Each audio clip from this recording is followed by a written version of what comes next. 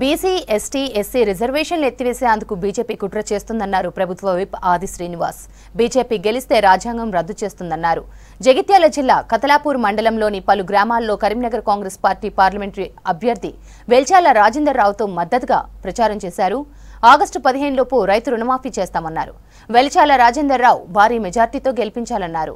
కతలాపూర్ మండలం బీఆర్ఎస్ నాయకులు కార్యకర్తలు ముత్రాజ్ సంఘం నాయకులు ఆది శ్రీనివాస్ సమక్షంలో కాంగ్రెస్ లో చేరారు.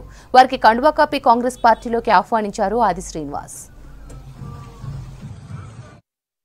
రేవంత్ రెడ్డి గారి మద్దతు సంపూర్ణంగా ఈరోజు వెల్చాల రాజేందర్ రావు గారికి అందించి ఈరోజు కరీంనగర్ లోక్సభ నుంచి వారిని పోటీలో నిలుపుతున్నాం.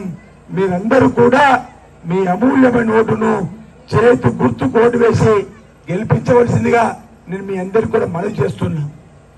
ఈ దేశంలో ఇప్పటికే 2 దఫాలుగా ఎన్నికలు పూర్తయిన తర్వాత ప్రజల నాడి భారతీయ జనతా పార్టీకి వ్యతిరేకంగా ఉందని తేలిన తర్వాత నరేంద్ర మోడీ గారు ప్రధానమంత్రి అనే విషయాన్ని కూడా మర్చిపోయి డిప్రెషన్ కు లోనై ఫ్రస్ట్రేషన్ కు లోనై ఇష్టానుసారంగా మాట్లాడుతున్న మాటలు ఒకసారి ప్రజలు గమనించవలసిందిగా కోరుతున్నాం.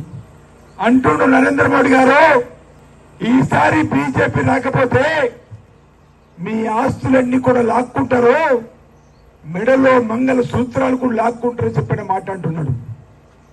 ఈరోజు మిమ్మల్ని ఒకటే అడుగుతున్నా, తండ్రి ద్వారా ఆస్తి కొడుకు రావాలంటేనే విరాసత్ ద్వారా లేదా రిజిస్ట్రేషన్ చేస్తే తప్ప ఆస్తి మారని పరిస్థితి ఉన్నటువంటి సందర్భం.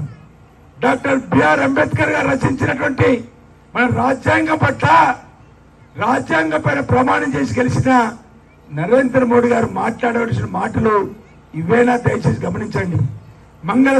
మంగళ సూత్రాలు గుంచుకుంటున్నానే భావోద్వేగంతో ప్రజలను వాళ్ళ వైపు తిప్పుకోలు చూస్తున్నటువంటి అంశాన్ని దయచేసి ప్రజలు